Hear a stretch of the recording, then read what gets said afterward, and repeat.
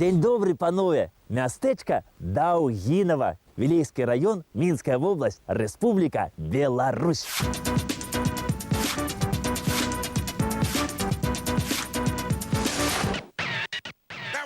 Я вось, ідучы ў Даўгінава, сустрэў аднаго дзядулю тут недалёка ішоў. Ды пытаюся: дзед, а чаму гэта ваша мястэчка завуць Даўгінава? А ён кажа: о, сынок, калісьці даўным-даўно тут было скрыжаванне шляхоў, народу было, хадзіла сюдою. Ну і бывала, калі хто пазычыць грошы, ды не аддаець доўга. Ну, дык, значыць, хлопцы хаваліся там, дзе за дрэвам, ды сочаць, калі даўжнік гэты будзе ісці іхні. Зловаць ды кажуць: а ну, гані даўгі, а то зараз павесім на дубе, як бураціну, будзеш тады ведаць. Ну і пачалі называць гэтае месца Даўгі гані, Даўгінава. Але вось думаеш, што дзед гэты проста быў жартаўнік, пажартаваў так. Таму што вёсак з такой назовай у нас на Беларусі некалькі, нават ёсць возера Доўгае. Мусіць, гэтая вёска цягнулася ўздоўж дарогі, таму і так і назвалі Даўгінава.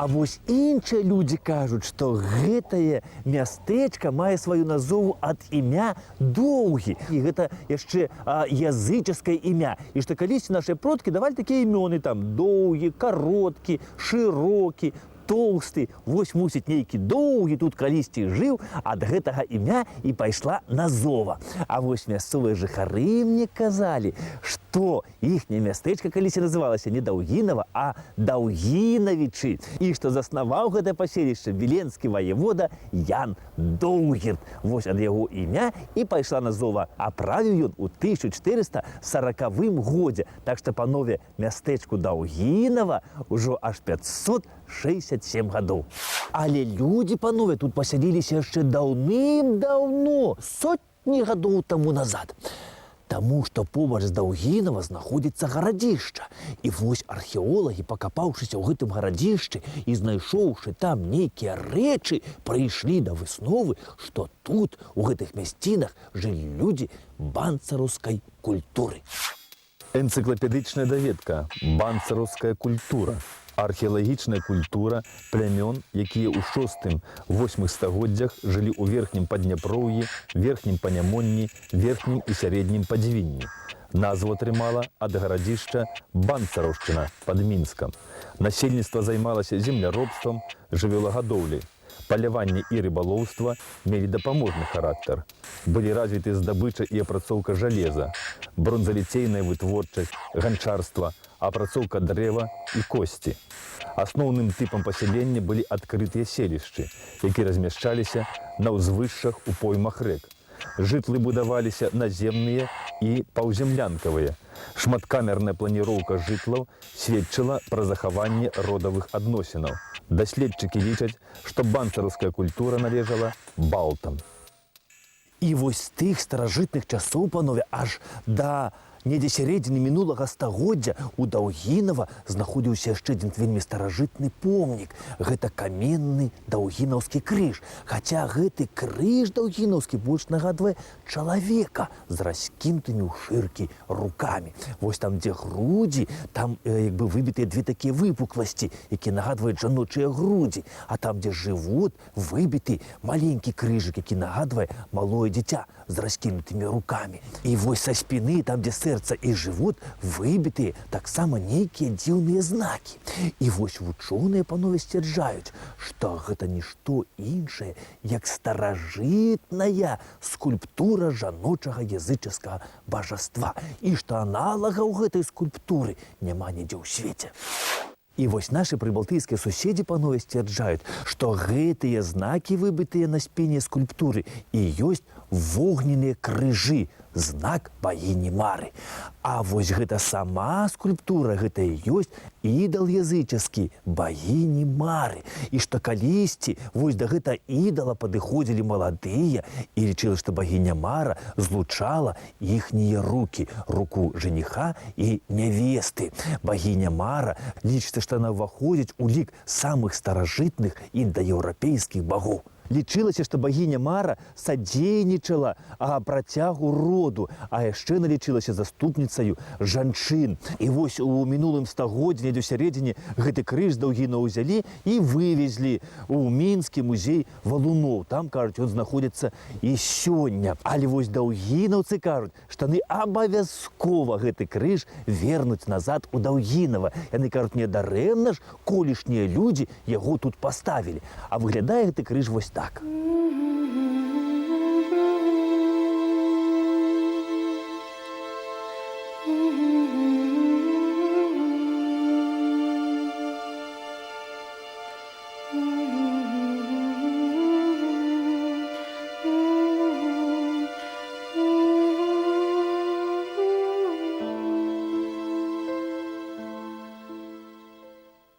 Калі на нашу зямлю прыйшло хрысціянства, то да гэтаму крыжу пакланяліся і хрысціяне, лічылі яго святым. Ну і лічылі яго святым як сяляне, так і ўладары гэтага мястэчка. І ваявода Віленскі Ян Доўгірд, і наступны ўладар Івашка Маневідавіч, і трокскі ваявода Богдан Саковіч, якому Даўгінава належала ў 16 стагоддзі. А ў сярэдзіне 16 стагоддзя вось да гэтага крыжа нават падыходзіў і сам кароль Рэчы Паспалітай Стэфан Баторый. А быў ён тут у Даўгінава вось з якой нагоды. А справа вось у чым. У 1558 годзе маскоўскі цар Іван Жахлівы распачаў вайну супраць Лівоніі. Ну, гэта сённяшняя Латвія і Эстонія. Ну, за выхад да Балтыйскага мора. Ну і, канешне ж, нашы ўладары Вялікага княства літоўскага на гэта беззаконне глядзець проста так не маглі. Дзень добры. Глядзець проста так на гэта ўсё не маглі, і таму ўступілі ў сечу з Масковіяй. Вайна гэта, панове, была вельмі доўга, она цягнулася, пачалася на пры Жыгімонце Аўгусце, а скончылася толькі пры Стэфану Баторыю.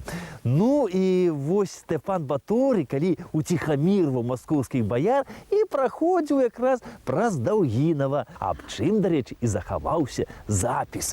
Адсюль вось з Даўгінава Стэфан Баторый, ці як у нас на Беларусі на казалі Сцепан Батура, адсюль вось Даўгінава да Мінску паслаў даволі такі крупны атрад, каб там прытрымалі войска маскоўскае, а сам вось тут каля Даўгінава пераправіўся праз рэчку Вілья.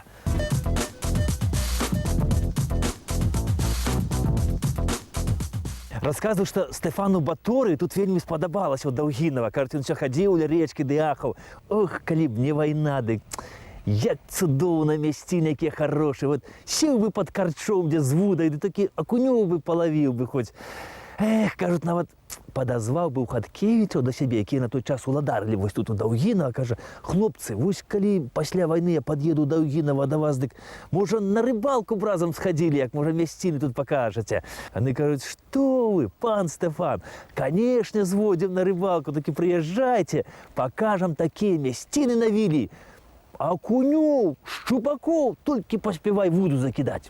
Ну, ось не ведаю, як прыязджаў пасля Стэфан Баторый сюды ці не.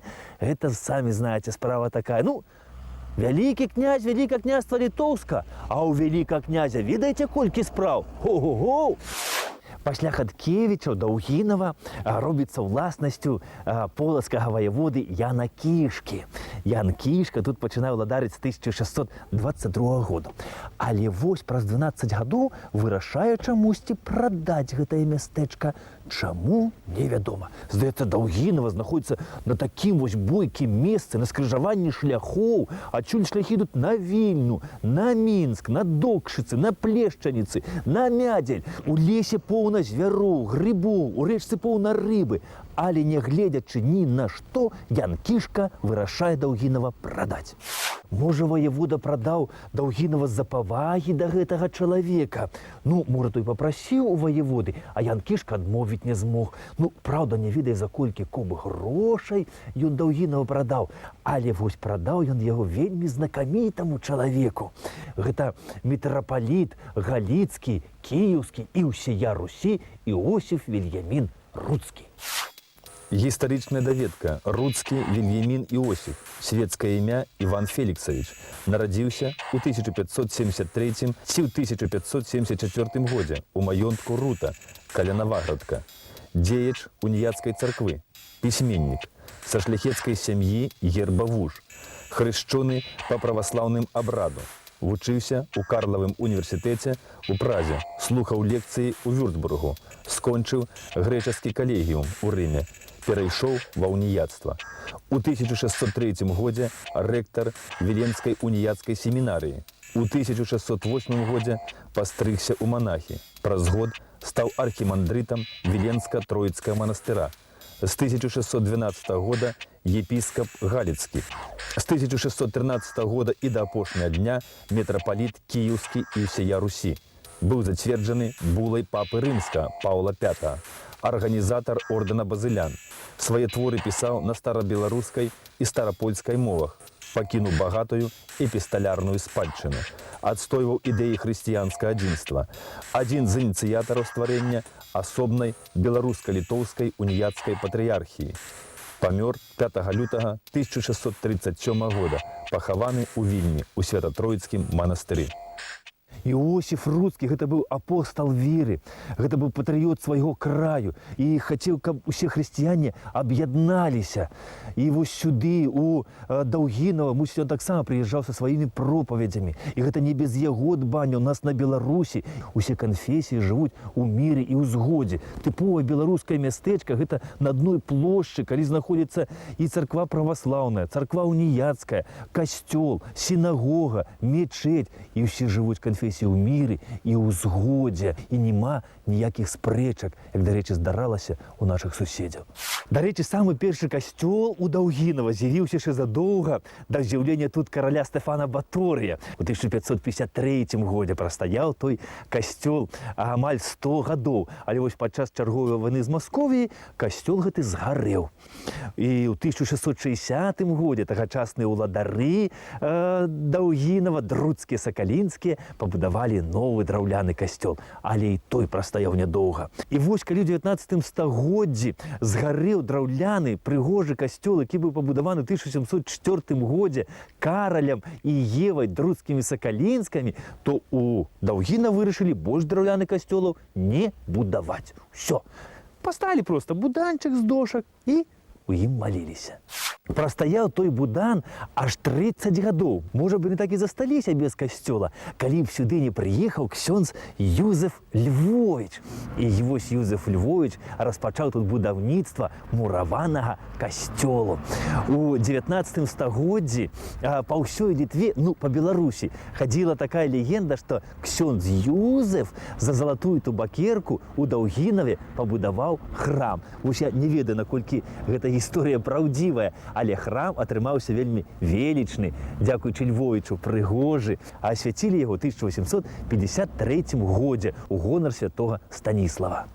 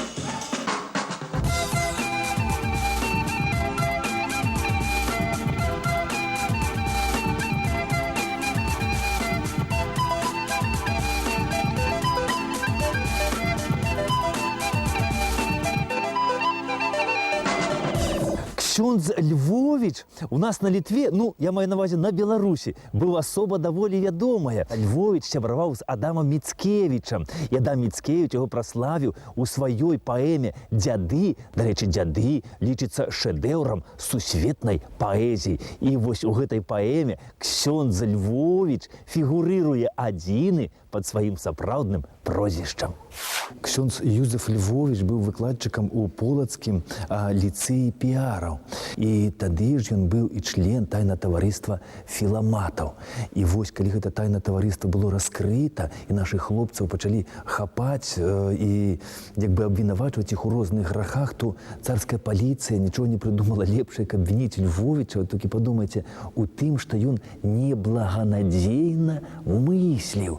І што як бы ён, працуючы настаўнікам у полацкім ліцэі піараў, вучыў беларускіх хлапцоў з нелюбоўю ставіцца да расейскага царскага рэжыму. І вось Львовіча кінулі ў віленскую турму. Пасля неаднойчы ён яшчэ меў розныя непрыемнасці ад царскіх улад. Але ўсё гэта ён пераносіў вельмі мужна, за што і набыў славу сярод суайчыннікаў. А памёр Ксёндз Львович праз 4 гады пасля пабудовы вось гэтага касцёла.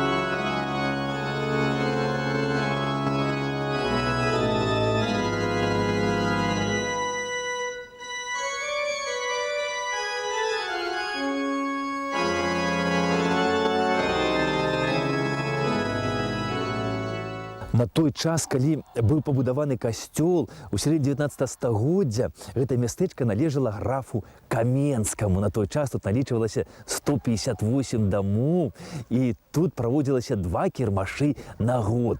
А яшчэ граф Станіслав Каменскі пабудаваў вось тут, у Даўгінава, суконную фабрыку. Уявіце сабе, што на фабрыцы гэта было 28 станкоў. Сукно з гэтай фабрыкі было вельмі каштоўным.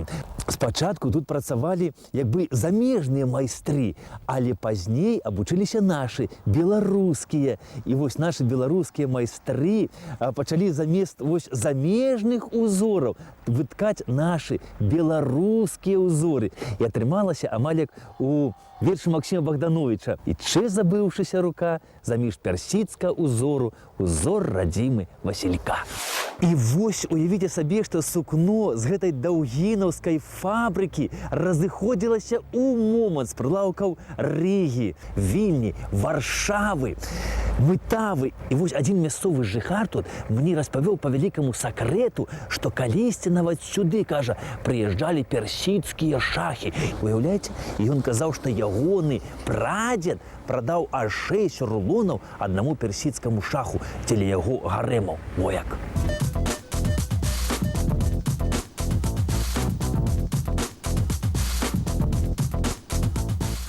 Напрыканцы 19 стагоддзя Даўгінава развівалася, дай Бог кожнаму. У 1886 годзе Даўгінава гэта ўжо было цэнтр воласці. Тут было, уявіце сабе, 60 крам, піваварня, 6 корчмаў, 3 заезжыя дамы.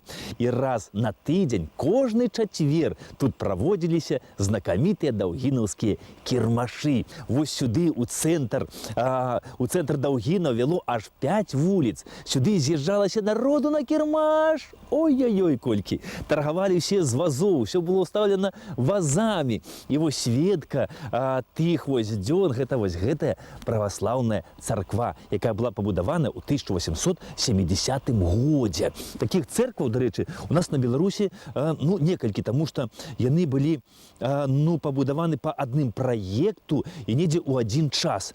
Пасля паўстання Кастуся Каліноўска, Даўгінаўская вось гэта царква, асвечаная ў гонар Святой Троіцы.